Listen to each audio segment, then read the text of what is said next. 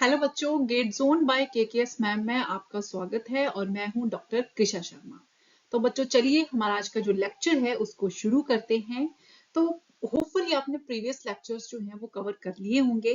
उसी की कंटिन्यूएशन में हमारा आज का टॉपिक है बच्चों, कार्बोहाइड्रेट्स में हम देखेंगे डाइसैकेराइड्स को। प्रीवियस लेक्चर में हमने मोनोसैकेराइड्स कवर किया था। इस लेक्चर में हम देखेंगे कि डाइसैकेराइड्स जो होते हैं वो क्या होते हैं। ठीक है, तो चलिए आगे बढ़ते हैं। तो डाइसैकेराइड बच्चों, नाम से ही आपको एक हिंट मिल रही होगी। डाइसैकेराइड का क्या मतलब है? इसमें 2 शुगर यूनिट्स जो हैं वो प्रेजेंट होंगी। और बेसिक यूनिट मैंने आपको पिछली क्लास में बताया था, जो सिंगल शुगर यूनिट होती है उसको क्या कहते हैं? मोनोसैकेराइड होते हैं। इसका मतलब क्या है? इसमें 2 मोनोसैकेराइड्स जो होंगे वो पार्टिसिपेट करेंगे। कितने करेंगे? 2 मोनोसैकेराइड्स। तो 2 मोनोसैकेराइड्स मिलके बनाएंगे आपका एक डाइसैकेराइड। इसलिए इसको क्या कहते हैं? डाइसैकेराइड। मतलब 2 शुगर मोइटीज जो होंगी इसमें प्रेजेंट होंगी। अब बच्चों इसमें एक इंपॉर्टेंट चीज है, ये जो 2 शुगर मोइटीज, जैसे यहाँ पे देखो एक मोनोसैकेराइड है ग्लूकोज और दूसरा है फ्रक्टोज। अब इन दोनों को जो बच्चों जो बॉन्ड ज्वाइन करेगा, जो इनके बीच में बॉन्ड बनेगा, उसको बोलते हैं ग्लाइकोसिडिक बॉन्ड। बहुत इंपॉर्टेंट है ये। जो कार्बोहाइड्रेट्स होते हैं उनके बीच में जो बॉन्ड बनते हैं उनको बोलते हैं ग्लाइकोसिडिक बॉन्ड। उनको क्या कहते हैं? ग्लाइकोसिडिक बॉन्ड बनते हैं। अब इसमें ऑक्सीजन इन्वॉल्व होती है तो इसको बोलते हैं ओ ग्लाइकोसिडिक बॉन्ड। ठीक है, क्लियर हो गया? तो इनके 2 मोनोसैकेराइड्स के बीच में जो बॉन्ड बनता है उसको क्या कहते हैं? ओ ग्लाइकोसिडिक बॉन्ड। ठीक है, अब ये डाइसैकेराइड्स बच्चों 2 टाइप से हो सकती है। Number 1, it can be reducing sugars. It can be reducing sugars. And number 2, it can be non-reducing sugars. ये बहुत इंपॉर्टेंट एस्पेक्ट है कार्बोहाइड्रेट में, तो इसको आपको ध्यान से देखना है। मैं इसको आगे चल के एक्सप्लेन करूंगी। तो डाइसैकेराइड बच्चों 2 शुगर मोइटीज प्रेजेंट होती है और जो ज्वाइन करता है बॉन्ड उसको कहते हैं ग्लाइकोसिडिक बॉन्ड। और ये 2 टाइप से हो सकते हैं, reducing disaccharide and non reducing disaccharide. ठीक है, अब हम इसके एग्जाम्पल देख लेते हैं बच्चों। इसके बहुत इंपॉर्टेंट एग्जाम्पल्स आते हैं, जिसमें नंबर 1 आ जाता है माल्टोज। सबसे पहले फर्स्ट एग्जाम्पल आ जाता है माल्टोज। इसमें बच्चों क्या होता है? 2 ग्लूकोज यूनिट्स जो होती हैं वो ज्वाइन होती हैं by the bond glycosidic and मिलके बनाती हैं कौन सी शुगर? Maltose sugar. ठीक है, नेक्स्ट इसका एग्जांपल आ जाता है बच्चों, बहुत कॉमन है, लैक्टोज, मिल्क शुगर। मिल्क में पाई जाती है ये। इसमें बच्चों इसकी जो मोनोसैकेराइड यूनिट होती है वो कौन सी होती है? 2 मोनोसैकेराइड यूनिट्स होती हैं। एक होती है ग्लूकोज एंड एक होती है गैलेक्टोज। तो लैक्टोज में 2 शुगर मोइटीज होती है, one is glucose, one is galactose.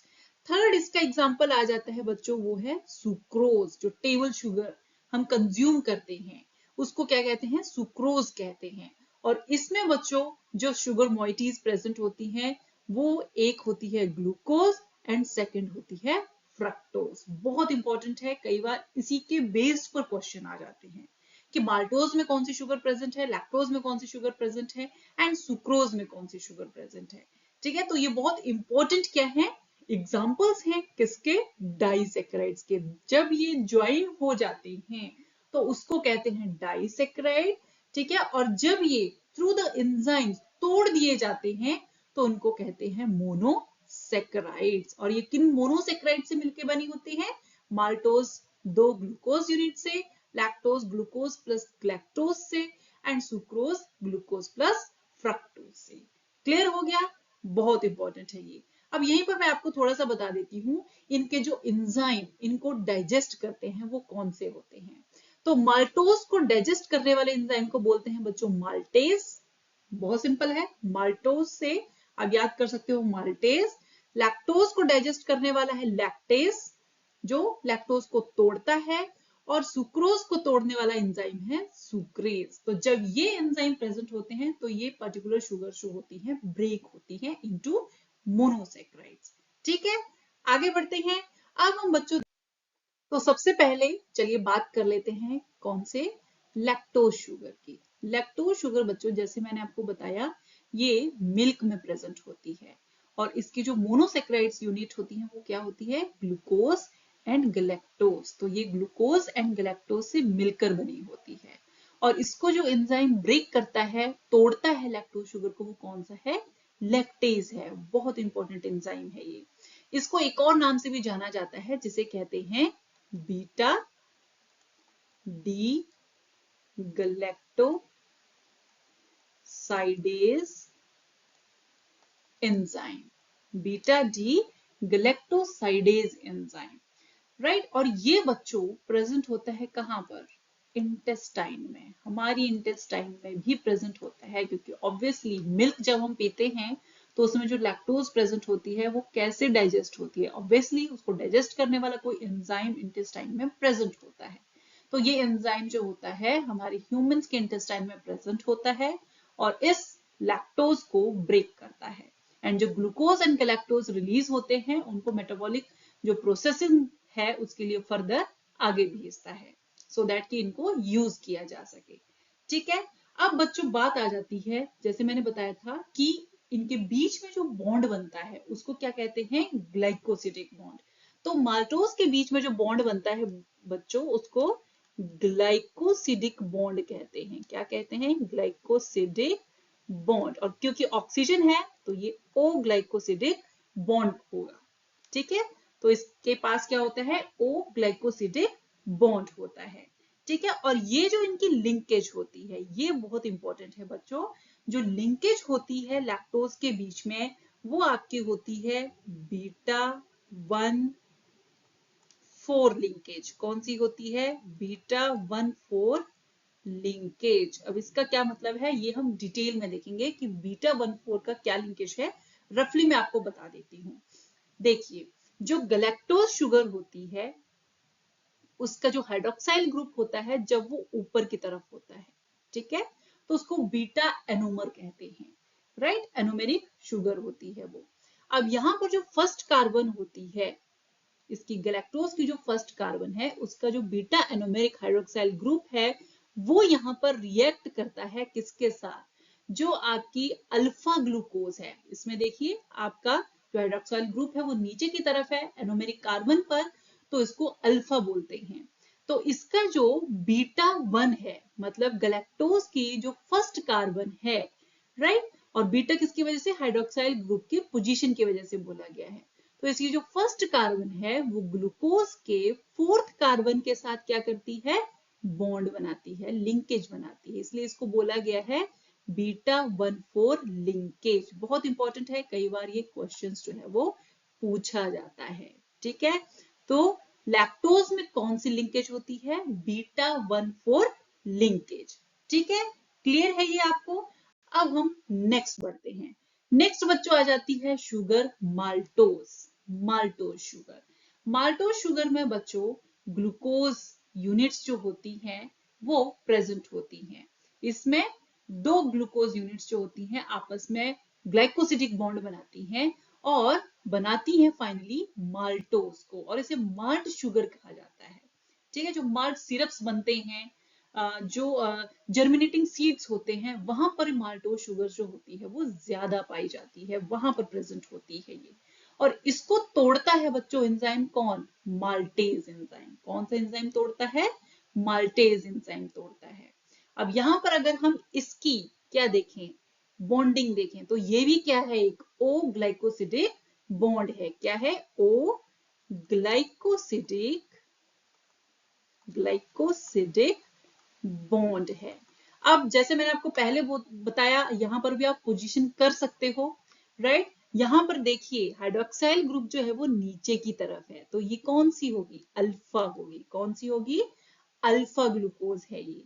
और यहाँ पर किसकी अल्फा 1 होगी, ये क्यों, क्योंकि फर्स्ट कार्बन है। अब ये बॉन्ड बना रही है किसके साथ, जो सेकंड ग्लूकोज है उसकी जो फोर्थ कार्बन है वहां पर।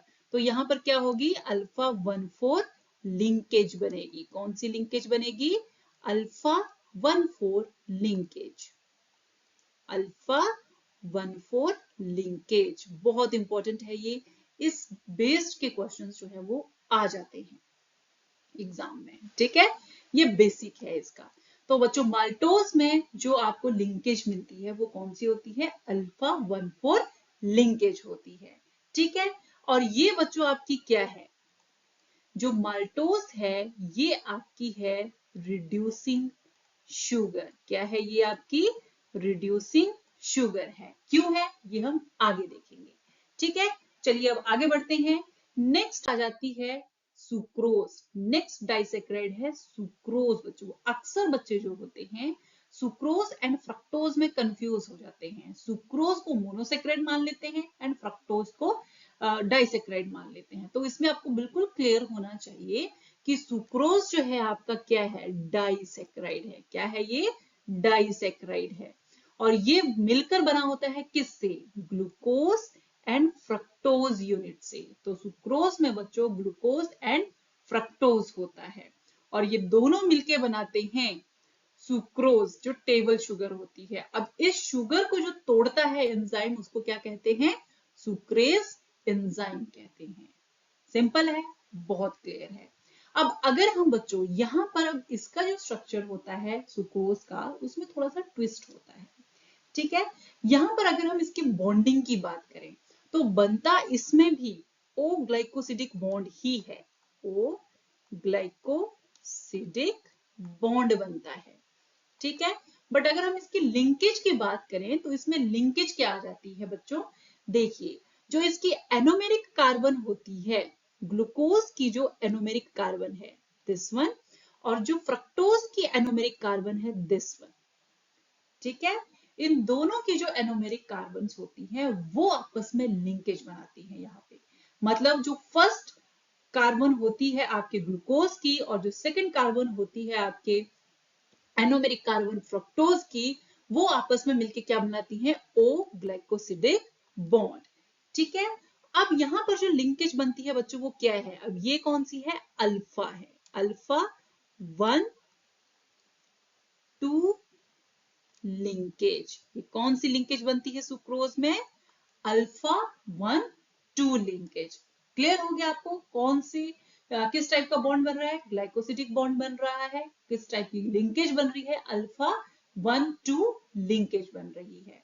इसका बहुत इंपॉर्टेंट रोल है बच्चों, ये मैं आपको क्यों बता रही हूँ, ये बहुत इंपॉर्टेंट रोल है क्योंकि इसी बेसिस पर इस शुगर को बोला जाता है non reducing, non reducing sugar. क्या बोला जाता है, नॉन रिड्यूसिंग शुगर।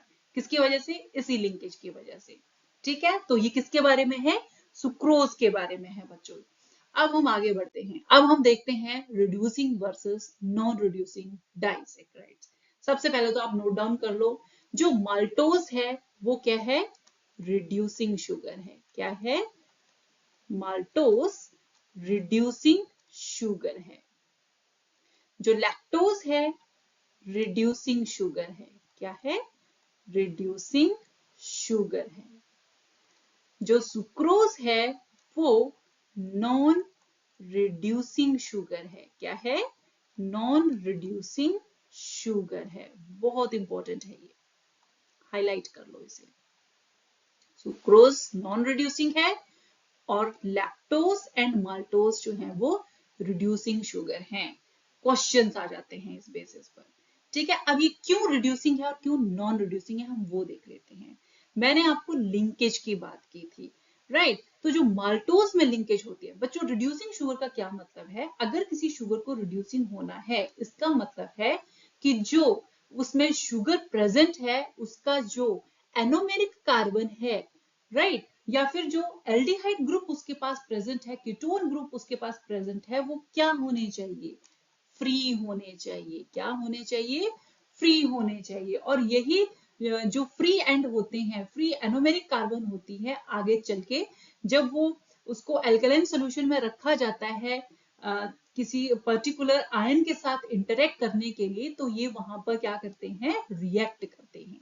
ठीक है, अब क्योंकि ये वाली शुगर जो होती है इसकी जो फर्स्ट एनोमेरिक कार्बन है फ्री है, ठीक है, और तो उसकी वजह से ये क्या कर सकती है, रिएक्ट कर सकती है, तो इसको बोला गया है रिड्यूसिंग एंड। इसे क्या कहा है, रिड्यूसिंग एंड बोला हुआ है।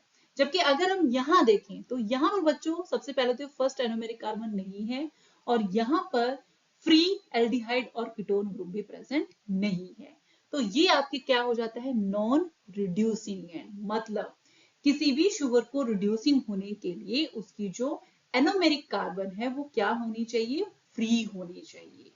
अब यहां पर अगर आप देखोगे, अगर हम किसकी बात करें, सुक्रोज की बात करें, तो सुक्रोज में बच्चों मैंने आपको क्या बोला था कि जो आपका ग्लूकोज होता है उसका 1 अल्फा 1 और जो आपका फ्रक्टोज होता है उसकी जो एनोमेरिक कार्बन होती है बीटा 2, ये आपस में क्या बना रहे होते हैं, लिंकेज बना रहे होते हैं। तो दोनों की दोनों एनोमेरिक कार्बन जो होती हैं, राइट, एनोमेरिक कार्बन जो होती हैं वो आपस में लिंक्ड होती हैं, जिसकी वजह से ये कोई भी रिड्यूसिंग एंड जो है वो नहीं छोड़ते हैं और फर्दर क्या नहीं कर सकते हैं, रिएक्ट नहीं कर सकते हैं। तो जब आप केमिस्ट्री में पढ़ोगे जो बेनेडिक्ट सॉल्यूशंस होते हैं, रिएजेंट्स होते हैं, कैसे एक्ट करते हैं, तो वो एक्चुअली इन्हीं रिड्यूसिंग एंड और नॉन रिड्यूसिंग एंड जो होते हैं शुगर्स के, उन्हीं बेसिस पर अपना रिजल्ट देते हैं।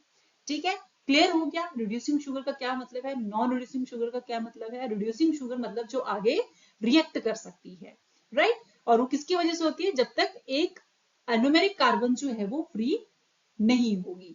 अगर वो फ्री नहीं होगी तो वो नॉन रिड्यूसिंग है, अगर फ्री हुई तो वो रिड्यूसिंग शुगर मानी जाएगी। ठीक है, सुक्रोज में ऐसा नहीं होता है, इसलिए इसको नॉन रिड्यूसिंग शुगर बोला जाता है। क्लियर है, ओके। तो अभी हमने बच्चों डाइसैकेराइड्स के बारे में सब पढ़ लिया है, होपफुली आपको क्लियर हो गया होगा।